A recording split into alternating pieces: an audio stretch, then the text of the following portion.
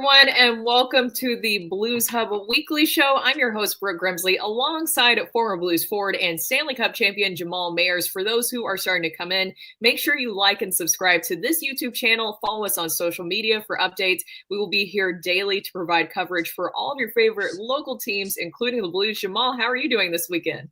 I'm doing great. We're still rolling. Let's keep her going. Yeah, I mean, like, how can you feel bad as a Blues fan right now? You're literally the hottest team in the NHL. The Blues beating the Avs 5-4 last night, 12 straight wins, a franchise record.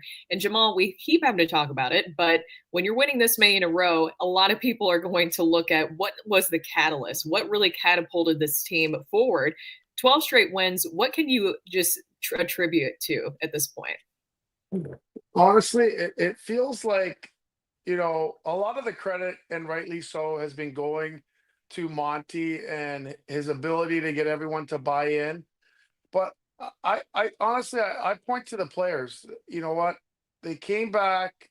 I think the decision that Doug and his management team, I always point back to when they decided to stand pat and believe in this group and they didn't move Schenner. I think it made this group believe that they could get it done. And since that moment, they've each figured out what their roles are. There's been amazing chemistry between certain players. Doesn't matter who's coming in and out of the lineup. This team's believing right now, and they're getting fantastic goaltending. So it probably starts in goal, if for me, with how well Binner's been playing, and Hofer's been playing well when he's gotten in there as well. But I think it's given the team confidence that hey, we can do something special.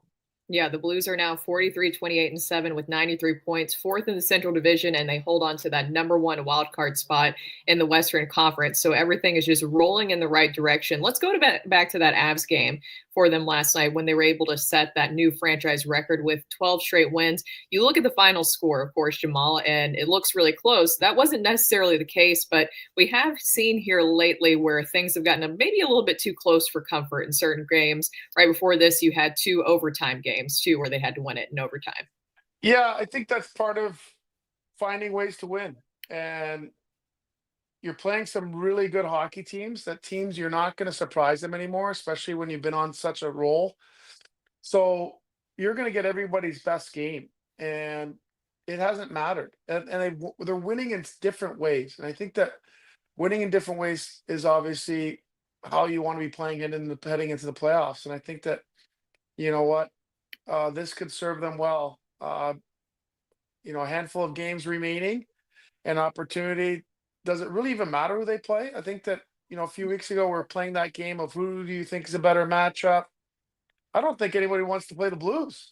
So that's an exciting turn of events for them and an exciting time for them as well to be ready and playing the right way heading into the playoffs.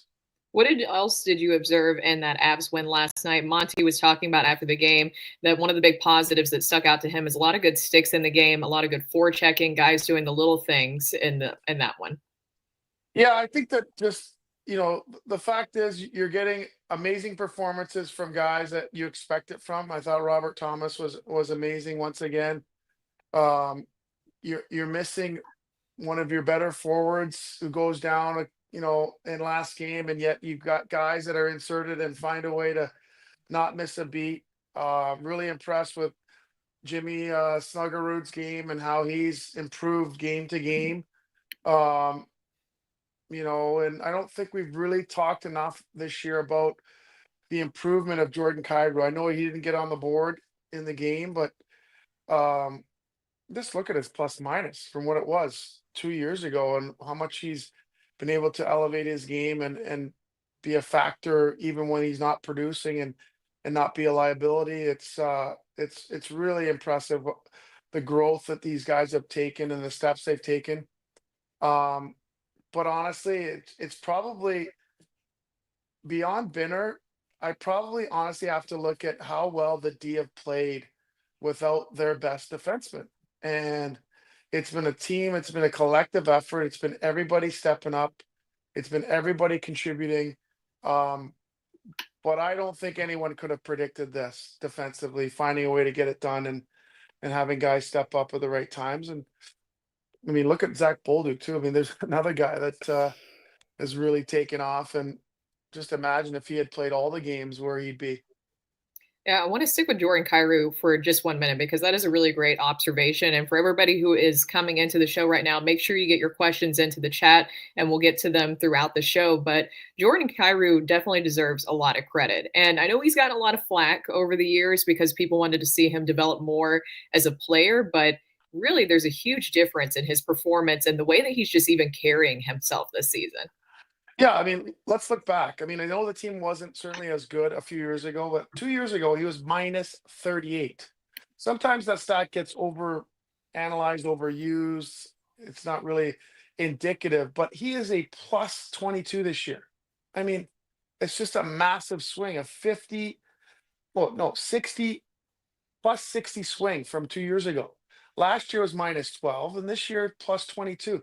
Plus minus isn't the end all and be all. And more importantly, his production hasn't wavered. He went the year he was minus 38, he had 37 goals. This year at plus 22, he has 33 goals. So I honestly really believe like he's taken steps in his game, and maybe we just aren't talking enough about his development, his maturation as a player, where he was, where he is now. And, I think he needs to be congratulated on doing the right things, playing the right way at the right times, and on another 30 goal season, his third in a row.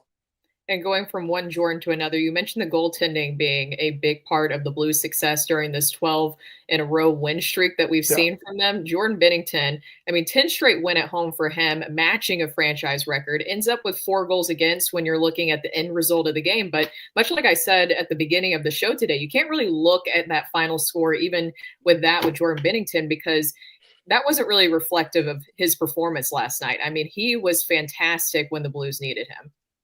And that's really what winning goaltenders do, right? It is they stop the pucks regardless of how the game's going. Are you making the saves when it matters most to get the win? And it's about the wins. It's not necessarily about his statistics. And I think that he had to evolve and mature into that. And I think that he's at that place right now where it's about the wins. It's about getting the victories. And I think that that's what you want. That's winning goaltending. That's winning hockey. And you know, sure, would he love to have not let in? I think what was it? Yeah, he let in 4 goals. Would he rather not have done that? Absolutely. But um, the point is that he's winning these hockey games, and to him, it doesn't matter how he's getting it done. He's getting it done. And another big week for a young player. And Jamal, you were right last week because we didn't know exactly what Jimmy Snuggerud's role would look like with this team. And you mentioned last week for the people who were able to check in that you saw him maybe getting some playing time here soon. And I mean, look at everything that has just transpired for him this week. He had his NHL debut. He picked up his first NHL point, and he had that unreal play to set up Pavel Buchnevich for that goal last night in the second period. What have you noticed in his transition in just this really short amount of time from college hockey to now the NHL? Well, I thought he looked pretty nervous his first game, which I don't blame him. He's stepping into a lineup where a team had won, I believe at that point, 10 games in a row, and didn't want to be the guy who comes in and disrupts the chemistry. I'm sure he was that added to his nervousness. It would have certainly added to mine. I thought as the game went on, he got better. I thought that in his second game, he got even better, holding on the pucks, wanting the puck. I thought he looked good on the power play. Probably looked a little bit still nervous. Was short shifting himself in the first couple of games, but then I think that he's really taken off here in the last game, and you're seeing him certainly get an opportunity to play with better players. Obviously, having Dylan Holloway injury kind of allowed him to kind of be elevated to in the top 6 role. They don't ask you how those opportunities come when they come, and he's now elevated and playing with Thomas and Buchnevich. So and he's taking full advantage of it. And I think that's a brilliant move. I think that really smart move to put him in that position, and then you're able to put Matthew Joseph, who probably unfairly was removed from the lineup, to get him a spot. Now he goes back into where he was and having success with Sundqvist and Bolduc, and you know the depth and the way those chairs are being fitted and how Monty's kind of orchestrating this has worked out well. Um, but I think that he's getting an opportunity to play with those really good skilled players, which really probably see the game similarly to him. And you saw it in his unbelievable assist, steals the puck from McKinnon, and then makes a tremendous backhand pass and sees Buchnevich, who finishes it off in that front all alone. So um, obviously has the skill set, has the vision, has the awareness to play with really good players, and he's taking advantage of it. Also, speaking of big weeks, I don't know if you saw the story too about Braden Shen invited over Sidney Crosby for dinner, and Jimmy Snuggerud is staying with Braden Shen, so he had the benefit of meeting Sidney Crosby, and he said that he had like one of those, those fat heads that you could put. I don't know if kids still do that now. Do they do that now? Still, where No, they have not the anymore, fat but I heads know of what you're talking about. athletes? Yeah, yeah, I know what you're talking about. Yeah, that he had one of Sidney Crosby, and so that was like a very surreal moment for him. So how cool is that that he was able to do that dinner with Sidney? That's hilarious. I love that. Not surprised in the least that happened. And yeah, he picked the right place to go live. That's for sure. Not a good choice by him. Yeah, I've noticed that Braden Shen seems to be, and we've talked about his leadership a lot. And you mentioned that Doug decided to stay pat at the trade deadline, keeping Braden Shen here. But I noticed that Braden Shen, him being the captain, even before he was the captain, he seems to be the guy who ushers in a lot of these young players into the Blues organization when they are coming into the NHL. Yeah, I think that, he's got an older brother, and I'll tell you a fun story. So when his older brother was a rookie at 18, 19-year-old rookie, Luke I played with him. I was playing for the Toronto Maple Leafs. And actually, he was going to live with us. Luke, his older brother, was going to live with us as a 19-year-old. My wife and I had our daughters that were, I believe at the time, they were like maybe 5 and 3. And so he made the right decision, though, because it would have been early wake ups from the two girls trying to get him up. So he made the right decision to stay downtown, got his own condo. But it's a big city, so I was, the organization was a little bit nervous about him as an 18, 19-year-old living on his own. But he made the right decision and ended up meeting his now wife shortly thereafter. So not surprised in the least. Those same lessons, the same leadership stuff that Luke, I'm certainly had passed on to his younger brother, and I'm sure Braden has grown into his role, which he certainly has. But all those things are passed down, all those things that are happening. It's kind of funny to see them happen as they do. And I really, from knowing the family and knowing him through his brother, his older brother, that just comes naturally to that family and to those guys, and that's just who they are. And it's not surprising that he would take in a young player. That's a good story. I mean, you can take a lot of credit for introducing Luke to his wife then. Kind of Yeah, helping at yeah, least kind of. setting it up at That's right. least. That's right. You didn't live with me, and look what happened. There you go. So Exactly. Well, I know that you talked about too a lot of guys stepping up, and Colton Parayko. When that injury happened, I know that you probably felt the same way too. I mean, that's obviously a huge loss to this team, and what will this team look like moving forward? And we've talked a lot about new additions to this group and guys who have stepped up. We talked about Holloway, we talked about Broberg, and we'll get to that Holloway injury in just a second. But how underrated was that move to bring in Cam Fowler? Because that is a guy who has really stepped up defensively for this group in the absence of Colton Parayko. well, you're right. I think that what's really the brilliance about this move to me is that Cam Fowler, when he came in the league, and he always has been that way, very similar to Nick Leddy, like he's a tremendous skater. And so, he can still skate. And the fact that he can still skate, he used to eat up, obviously, just like a lot of these guys who are with him, just like Suter, used to eat up 25, 20 to 30 minutes a night, playing a little bit less, has an offensive upside that, and you know what? Most importantly, when you're playing in one place for a long time, you get comfortable, certainly, but it was healthy for him to get a fresh start, come to a new place, like get re-excited, re-energized about playing the game that he loves. And I think that that's what this move has done for him. He was in one place for a long time, and coming here to St. Louis, he started to realize, like, oh, I am a good player. Oh, I can make offensive plays. Anaheim's been kind of struggling for a few years. So you kind of get stuck in a little bit of a rut. And I think that getting him here was a brilliant move by Army. There's an offensive side to his game that I think has been rekindled here with this group, and I think he's just having fun and enjoying playing the game and producing offensively has been a real bonus. I think that it's something they probably didn't necessarily expect. They thought it was still a little bit there, but it was they liked a lot of other parts of his game that he certainly has brought to the table. But I think the offensive side is a nice cherry on top. And I mentioned Dylan Holloway. Of course, you hate to see that injury happen, and it's a lower body injury he's dealing with, and it seems like it's week to week at this point. What did you see happen there in that Penguins game, and how huge of a loss is this to not have Dylan Holloway as you're getting ready for the postseason? Hopefully, he'll be back soon before that.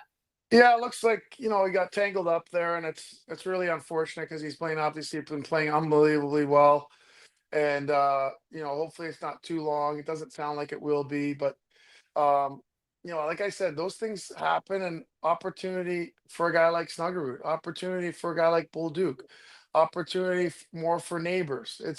It's more opportunity for those. I think those three guys will be the benefactors of his absence. Those are the guys that are going to be able to plug those holes and have a chance to eat up more offensive minutes with the right type of offensive player. So I would look to see it as an opportunity for those three players, neighbors, Bolduc, and Snuggerud, to kind of share his absence and kind of eat up some of those offensive minutes and production. Zachary Bolduc is a guy who deserves a lot of credit as somebody who stepped up, and you mentioned him quite a bit in this show. 2 goals for him in that win against the Avs last night. 33 points for him this season, including those 18 goals. I think there's a lot of breakout candidates for this season, but Bolduc has to be at the top, right? I think he's been the most impressive player we didn't know much about when they brought him up. We heard about, obviously knew he had a great shot, and you weren't sure.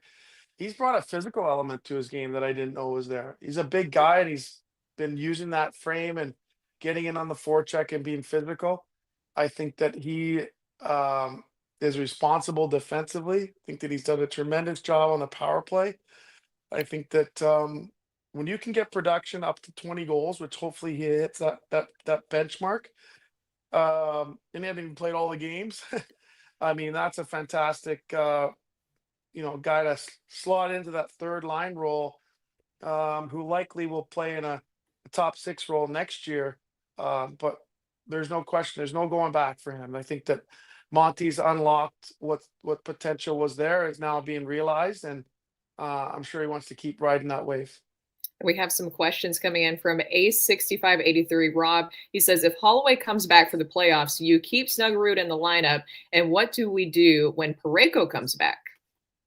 Well, I think they kind of showed their hand where Joseph would be the likely person to come out. I think that may change depending on how well the fourth line is playing, because Joseph can certainly bounce back and be one of the four in that group, and that healthy competition is a good thing. I think that on the back end, I think the obvious easiest decision would be to take out Tucker. And if you like the way the pairings are set up, and I think the coaching staff is happy with how they're playing, the easiest thing is to put Suter with Parayko and just leave the other two pairs the same. If you don't want Suter to play those many minutes, then you can shuffle them again. So I think the most likely guy to come out when he comes back would be Tucker. But I wouldn't be surprised either if it happened to be Suter, depending on the matchup. Yeah, they do have a lot of depth that they could work with right now, which is a huge benefit as you get ready for the postseason. And we had this question on the Randy Carricker show this week, and Matthew Rocchio, who's actually producing this right now, he'll probably perk up when he hears this, because this was his question. I think it was a great one. What is the only thing that could stop the Blues from winning the Stanley Cup? And my answer, honestly, Jamal, was that it's so fluky. It's the hardest cup to win. It's the hardest championship, I believe, to win in all of professional sports. That's the only thing that I could see stopping them at this point. Yeah, I think that we have to kind of pump the brakes a little bit, if I'm being honest. I mean, I love the fact that they're playing as well as they are, and they've won 12 straight. But I mean, there's a lot of really good hockey teams out there, and I think that the good thing is that you want to be playing your best hockey heading into the playoffs. Um, the reality is you are a wild card. And because you are a wild card, you're playing one of the top two teams in the entire conference. So getting out of the first round is not going to be easy, whether you're going to play Vegas or whether you're going to play the Winnipeg Jets. So those are two teams that are going to have well north of 100 points. Teams that have, had fantastic seasons all season long. Having said that, they do not want to play the Blues. I know for a fact they don't want to play the Blues. And so you get a good jump on them. You get up 1-0. You kind of you go 1-1. Now the pressure's on the team that is the higher seed, and you end up 2-2 after 4 games. Now the pressure is squarely on it. So that would be the most beautiful thing I think that could happen is that you know they come out of the gates just as hot as they are, and they make it. They steal one of the first 2 games, and I think if they do that, then we could revisit this conversation because then I think you're in a tremendous position where all the pressure then is on the higher seed team. Yeah, they're definitely the pesky team in the league that's getting everybody's attention right now. And I'm sure you've seen Doug Armstrong has done a lot of interviews this week, and he's been asked about the comparisons because everybody, of course, when you're winning 11 in a row, last time they did that in 2019, now they won 12 in a row, which is a new franchise record. Everybody does the 2019 comparison, right? And we've done it on this show plenty of times too, because that's just what you do. You get so excited about another possible Stanley Cup run. But Doug Armstrong mentioned that he built that 2019 with the expectations of winning a cup. That was like a very big, physical, healthy team, a lot of veterans on that group too. This group is a little bit different, and we know how poorly they were playing. They couldn't string together 3 wins in a row. And then it wasn't until the Four Nations when he was still kind of on the fence about what they would do at the trade deadline, whether it be sellers, not buyers, of course. He said that he mentioned that was never the case for them, but it was the Four Nations, how they performed after that, that really kind of changed things in his perspective. So that feels like this group is clearly built different. How do you think that this group has come together and how he's built it and that run possibly for the postseason? Yeah, I think there's been some surprises. I think Bolduc's been a surprise. I think the leadership and the play of both Thomas and Kyrou and the steps they've taken has been a unbelievable story all season long. I think that the fourth line kind of finding their identity and figuring out who they are and the ability to not just change momentum and be physical, but also contribute on the penalty kill has been massive. And then you think about, you wondered, okay, how is it going to work with these D? Are they going to meld together? Are they going to be able? They're not big, they're not intimidating, but they check with their legs. They're smart. They don't spend a lot of time in the defensive zone. They move the puck quickly. They get up the ice and they make you pay by outnumbering you off the rush. And they sustain zone time by good strong we pressuring the boards and keeping pucks in the offensive zone. So the way that they play and the way that Monty has them playing is certainly got the attention of the entire league, as it should, 12 straight. But I think that because everyone appears to be, in my opinion, in the right seat on the bus, it's really allowed guys to have chemistry and it really allowed guys to flourish. And you've seen that with the ability to separate Thomas and Kyrou and form 2 really dangerous lines. Dalibor Dvorsky was recalled today. I'm assuming that has a lot to do with the Holloway injury, but what would you like to see from Dvorsky and what do you see his role being with them? Yeah, I think that he could easily hop in there and possibly step into where Joseph is. I see him probably starting on that third line. But we'll see what they decide to do. But maybe does that push guys into a different positions? Who knows? But it's nice to have options, and I think that he'd be a nice addition here as well. And I know that we always do player of the week. You mentioned several different players this week Yes. that have stood out to you. Is there one, though, that takes the crown this week for you specifically? Yeah, I got to go with Robert Thomas. I think that he's been magical, and He's had some tough matchups, especially the last game, kind of put it over the top. I believe he had 1-3 against the Avs, and playing against McKinnon isn't easy, and he's just continues to win those matchups head to head.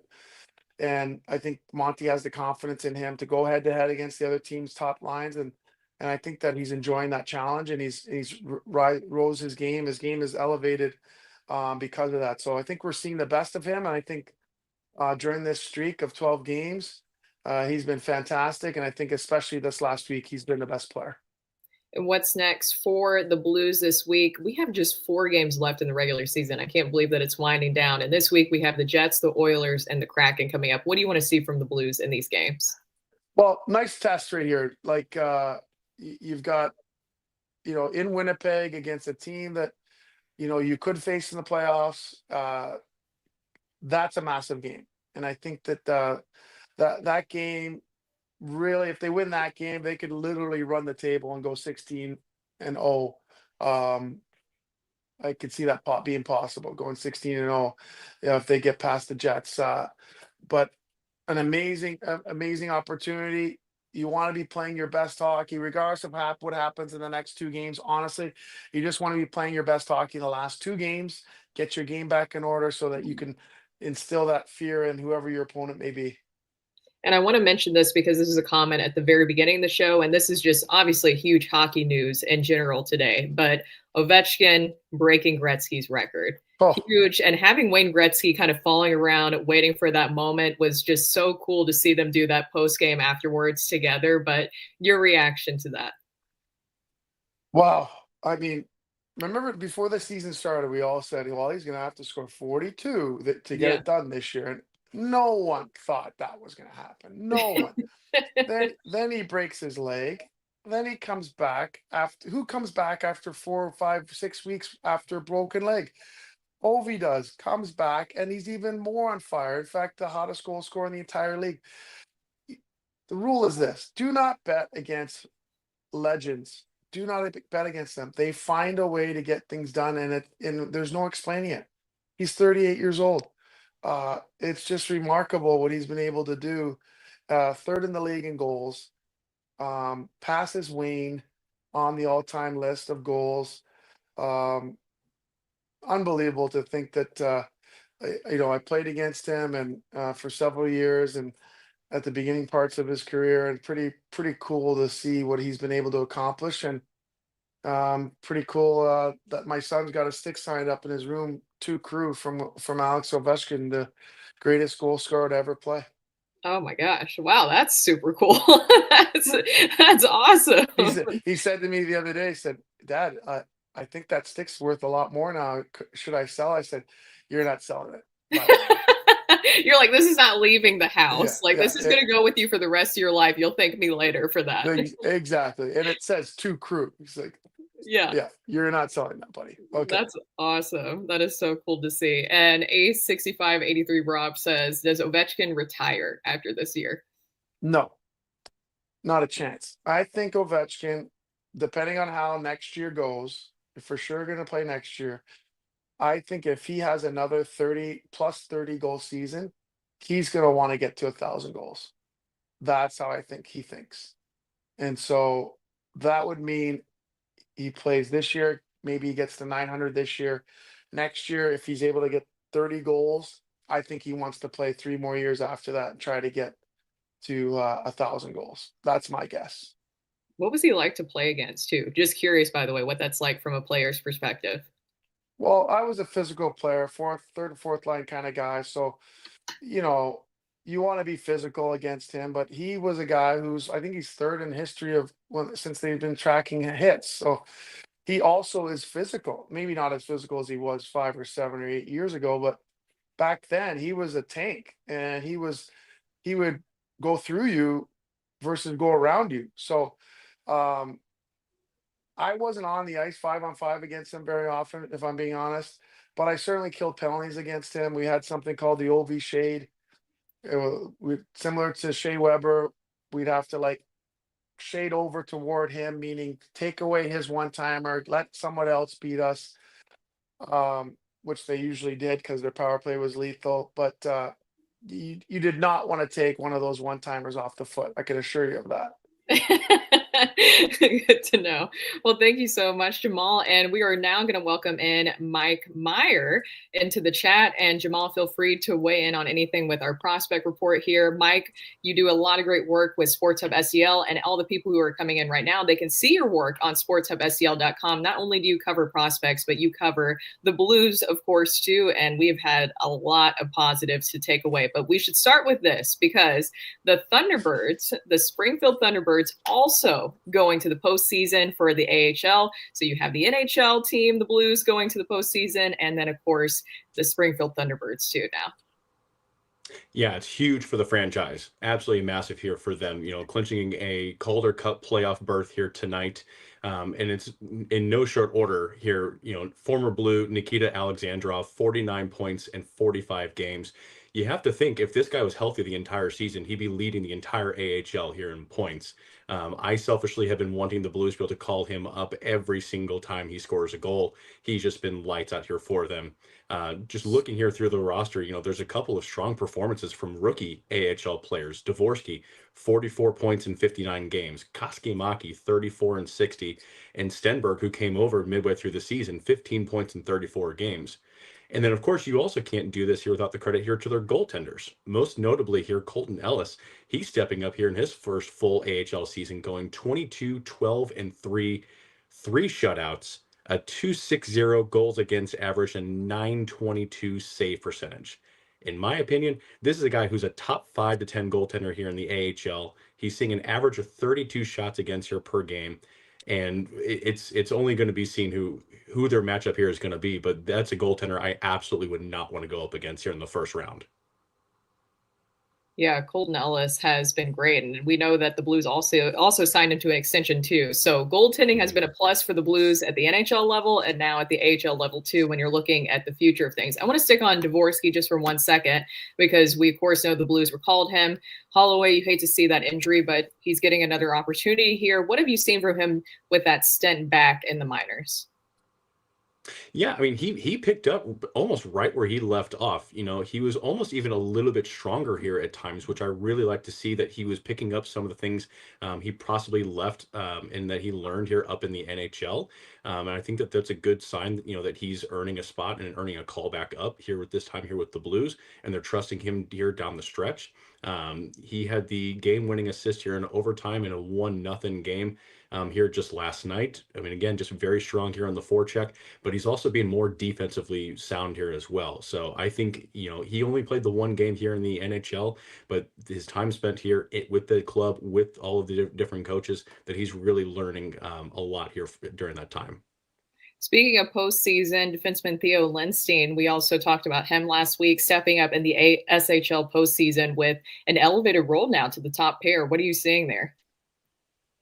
It's been huge. For a little while, he was only playing a couple of games where he was playing, under 5 minutes. But ever since he got elevated here to that top line, he's got 3 points, 2 goals, 1 assist, a +8 rating here so far in the postseason, averaging 15 and a half minutes here since being elevated to the top pair, which has just been massive here for his squad, showing him that they can be able to trust him here in their quest here for a hopeful championship campaign, despite only being 20 years old in a league who definitely favors veteran presence in such a crucial time here in a playoff push. So to be able to have a 20-year-old, no, he may not be putting up the points, but to be able to see that this guy here again is a +8 here in the postseason is a massive, massive plus here for Blues fans. Is there any other prospects on your watch right now? I think the big one, we had the move here of Colin Ralph. He moved from St. Cloud State to Michigan State here after his freshman season. That's going to be huge here for him, as he should be able to get some more time and some more play here in the NCAA. Hopefully, he gets a chance to be able to get pushed back here to the Frozen Four here down the line. Quentin Burns here as well. One of the more intriguing prospects. He was actually named as 3 different awards here in the coaches poll: best defensive defenseman, best penalty killer, and hardest worker. It's always really tough to be able to tell, how these defensemen here are progressing, especially those defensive minded players. But it's nice to be able to see that he is breaking out here offensively with 49 points in 66 games. But then as well, again, that he's getting all this recognition here from coaches from 3 different players here in each of these different categories, just in the Eastern Conference. Again, best defensive defenseman, penalty killer, and hardest worker. You got to be able to love that here for Blues fans. Yeah, Great. quick question Yeah. about Colin Ralph. I noticed that he's a second round pick for the Blues, and last year at St. Cloud in the 35 games, he had a goal and 7 assists. Now, any insight onto, is he more of an offensive guy? Is he looking for more of an offensive role with Michigan State? Is there a reason why? I know that there's a lot of guys that move around, but is there a reason why he's making that move to Michigan State? I think the biggest thing for him, and there hasn't been anything official here said just as of yet. I think this is just a good chance for him to be able to see an elevated role. Hopefully, he gets to be able to pair here in the second pairing unit. Here underneath of Adam Nightingale, this is just going to be a great chance to be able to just continue his progression here outside of a team here like St. Cloud State. So again, bigger games in front of more NHL eyes, and just a system I think that just fits his game a little bit more. He's physical, a defensive-minded guy, and just capable of just moving the puck.